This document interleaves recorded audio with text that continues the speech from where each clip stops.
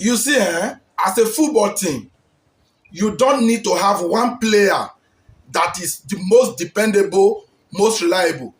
Having that player of which when that player fails to turn up, the entire team will be in shambles. Isn't good for anything.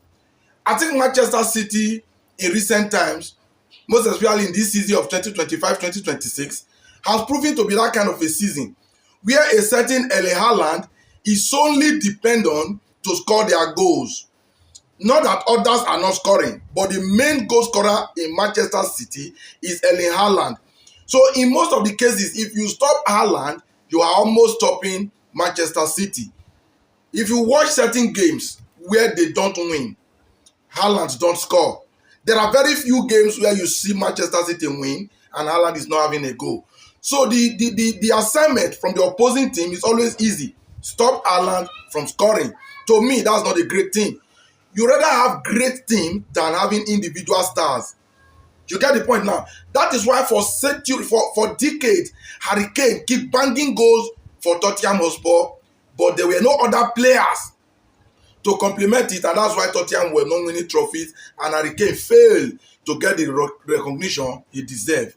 Look at a team like Arsenal. Arsenal have scored 24 goals in the EPL this season. It's closely behind Manchester City that have scored 27 goals. And then we have a Chelsea that have scored 23 goals. Now, in Arsenal that have scored 24 goals, the highest a player had is 4 goals. That's the likes of Gyökeres, Eze. They are the only players that have 4 goals for Arsenal. You understand? But we are the second highest scoring team in the league. So that means the goal scored is being shared across. So a team like that, you don't have a particular player you're going to focus on. Now you can see that gone in the days where Bukayo Saka used to be our star man. That's no longer the case. Everybody at Arsenal today are star players. You don't depend on any, you don't expect a particular one to turn up for the entire team to turn up. Chelsea is also very great on that list. Chelsea haven't scored 23 goals.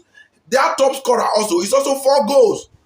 You get the point now. I think that is in the person of Pedro. Is it Pedro Neto? Okay, João Pedro, Neto, and the rest have also scored 4 goals. So which means they also rotate the goal scoring. Teams like that are difficult to stop. Not just a certain team like Man City relying on Erling Haaland. When Haaland doesn't score, only on rare occasions they win games. I don't appreciate that. So when I look at Arsenal spreading the goals, I say, yes, that's how teams should do. When they are coming to face you, you don't know who to focus on. You get the point? So great teams are those teams that have no star player. Everybody are the stars. So if your team is not like that, you have a player that you rely on, then you don't have a team. What when suspension comes? What when injury comes? What when that player leaves? You get the point now. So learn to be like Arsenal. And maybe by extension, learn to be like Chelsea.